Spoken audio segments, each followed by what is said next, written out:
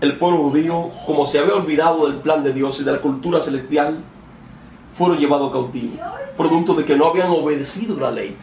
Y cuando retornaron, Dios le había dicho que eran porque habían violado la ley. Entonces, en su intento de querer agradar a Dios, se volvieron extremistas, ahora guardando la ley, a tal punto que buscaron muchas leyes para proteger la ley. Y se volvieron exagerados, a tal punto que con el tiempo nosotros podemos ver que en el Nuevo Testamento hay lo que llama un etnocentrismo de la ley. Hay una cultura propia. Todo el mundo tiene que hacerse judío ahora. Ellos no quieren compartir la ley con otros. Si tú no eres judío, no te predico, no te miro, eres un impío, un inmundo, le decían ellos. Eran perros. En cambio, Jesús se enfrenta a esos líderes religiosos de su época. Ese fariseísmo, ese etnocentrismo, todo ese culturalismo que ellos tenían. Y ahora Jesús le dice, no, mi evangelio es transcultural, multicultural para todas las naciones. Amén. Por eso nosotros vamos, por ejemplo, en Mateo capítulo 28.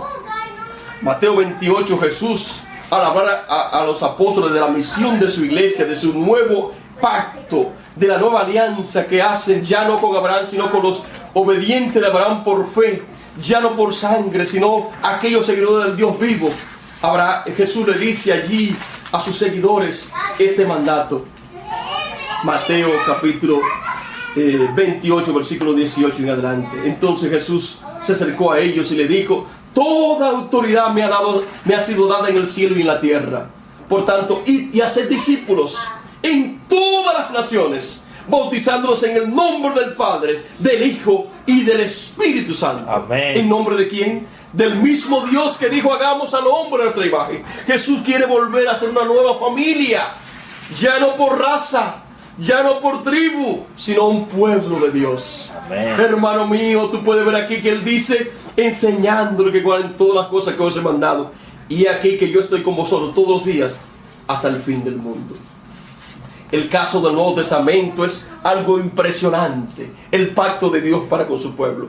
Queda claro que después de la resurrección de Jesús, Jesús le dice a sus discípulos en Hechos 1:8, el mensaje más trascendental que nosotros podemos escuchar y la declaración de misión de su iglesia, la que Él está fundando. La declaración de misión que es la misma que encontramos en Génesis capítulo 1, de multiplicarse alrededor de las naciones del mundo.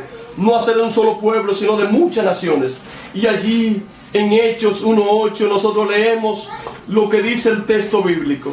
¿Qué dice el texto, hermano mío?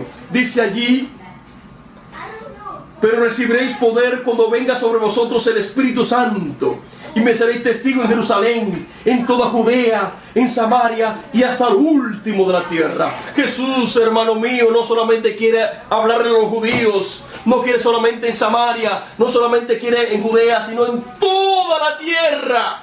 El Señor está interesado en ti y en mí. Está haciendo una cultura celestial. No importa los problemas que tú tengas, no importa si tu problema es económico, no importa si tu problema es de inmigración, no importa si tu problema es familiar, no importa si tu problema son las drogas, no importa si tu problema es de adaptabilidad, si tu problema es de identidad. Jesús transforma a aquel que le busca. Sí, hermano mío, el Señor viene a salvarte. Y nosotros encontramos esa declaración de misión global en Hechos. Dios invierte el papel de Babel, cambia la torre, y ahora en vez de prohibir la lengua y de que hablen una sola lengua, ahora hace que su pueblo hable en las muchas lenguas a través del don de lengua. Y aquí lo encontramos en Hechos capítulo 2. Dice allí que el fenómeno era algo multitudinario, de muchas culturas, era un discipulado multicultural. Y aquí podemos ver lo que dice la Biblia. Cuando llegó el día del Pentecostés, estaban todos juntos en el mismo lugar. Y dice la Escritura que de repente vino del cielo un estruendo, con un viento impetuoso, y llenó la casa donde estaban. Y les aparecieron lenguas como de fuego, que se repartieron y se posaron sobre cada uno de ellos. Y todos quedaron, ¿qué? Llenos del Espíritu Santo. Amén. Y empezaron a hablar en otras lenguas. ¿Qué pasó en Babel? Dios le cerró la lengua. Aquí Dios abre la lengua. ¿Para qué? Para comunicar su evangelio a esas diferentes tribus, naciones que han venido aquí a Jerusalén. Y oye lo que sigue diciendo, lo maravilloso del evangelio de Dios, de la cultura celestial. Y recibían en Jerusalén, versículo 5, judíos piadosos, venidos de todas las naciones bajo el cielo. Al producirse ese ruido se juntó una multitud. Estaban confusos porque cada uno les oía hablar en su propia lengua. Estaban atónitos y maravillados y decían: ¿no son galileos todos estos que nos hablan? ¿Cómo pues les oímos hablar en nuestras lenguas nativas? Partos, medos y elamitas, habitantes de Mesopotamia, Judea y Capadocia, Ponto y Asia, de Frigia y Panfilia, de Egipto, la región de Libia que colinda con Cirene, y extranjeros de Roma, tanto judíos como prosélitos, cretenses y árabes. ¿Qué cosa? ¿Qué dice la Escritura? Les oímos hablar en nuestras lenguas las maravillas de Dios. Amén. Hermano mío, y ese mismo día se bautizaron como 3,000 personas, producto del poder de Dios, de la cultura celestial. Y allí ya no hay judío ni griego, como dice Pablo. Somos uno en Cristo. Y si vamos a Gálatas capítulo 3, Gálatas 3:26 está hablando del evangelio multicultural. Dios llamó a un apóstol porque todavía los apóstoles tenían problemas de debilidad. Querían hacer que los hermanos se circuncidaran, que fueran más judíos. Y había un problema de distinción. Entonces en Hechos capítulo 10 Dios le muestra a Pedro que Dios no hace excepción de personas, sino que ha llamado a los hombres y le da su Espíritu Santo a aquel que le obedece. Amén. Y entonces aquí en el libro de Gálatas Dios le revela el mensaje de Dios a Pablo, porque Dios llamó a Pablo para ser el ministro multicultural en las naciones. Y el libro de Gálatas nos revela a nosotros la maravilla de Dios, hermano mío.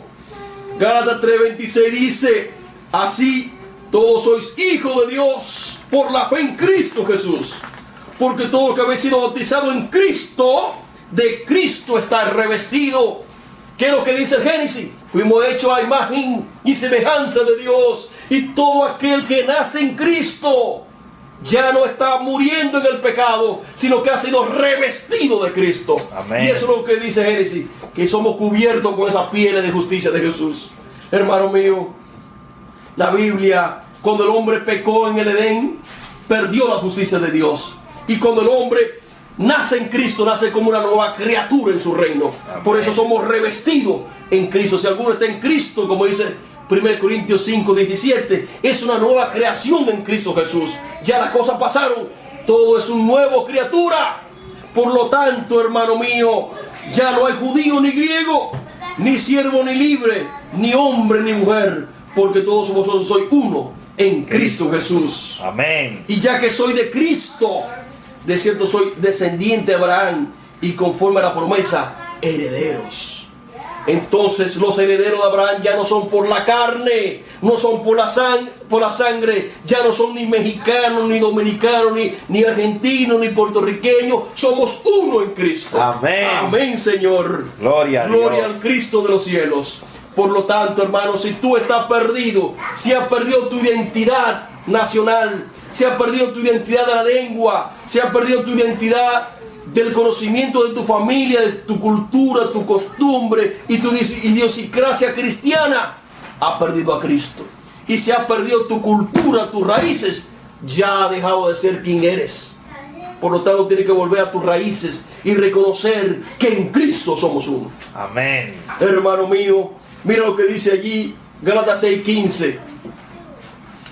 Porque en Cristo Jesús ni la circuncisión vale algo, ni la incircuncisión. Lo que vale es la nueva creación que Dios está haciendo en tu vida. Gloria a Hermano Dios. mío, tenemos que transformarnos, dejar que Dios te transforme en Cristo, que Dios haga una nueva obra en tu vida. Sigue diciendo el texto en Hechos capítulo 15. Hechos 15 es el sermón de Pablo a los cretenses. En Hechos capítulo 15 Pablo habla del mensaje de Dios. Hechos 17 que diga, Hechos 17. Dice allí el apóstol Pablo cuando estaba en Atenas.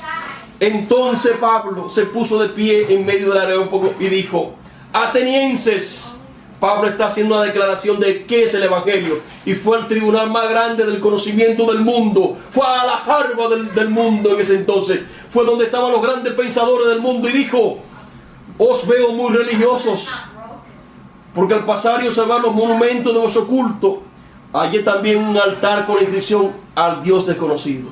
El mundo ha olvidado a Dios. Muchos dicen que Dios no existe, y otros viven un relativismo entre una cosa y otra cosa. Ellos hacen su propia verdad, pero Dios es la verdad. Así nosotros vemos aquí que al Dios desconocido, a ese que vosotros honráis sin conocerlo, os anuncio yo. El Dios que hizo el mundo y todo lo que hay en él, que es el Señor del cielo y de la tierra, no habita en templos hechos por manos humanas, ni es honrado por manos de hombre como si necesitara de algo, pues Él da a todos vida, aliento y a todas las cosas. De uno solo hizo todo el linaje de los hombres, para que habitaran en toda la tierra, y les ha fijado el orden de las estaciones y los límites de su residencia, para que busquen a Dios, si tal vez palpando lo pueden hallar, pues no está lejos de ninguno de ellos, porque en Él vivimos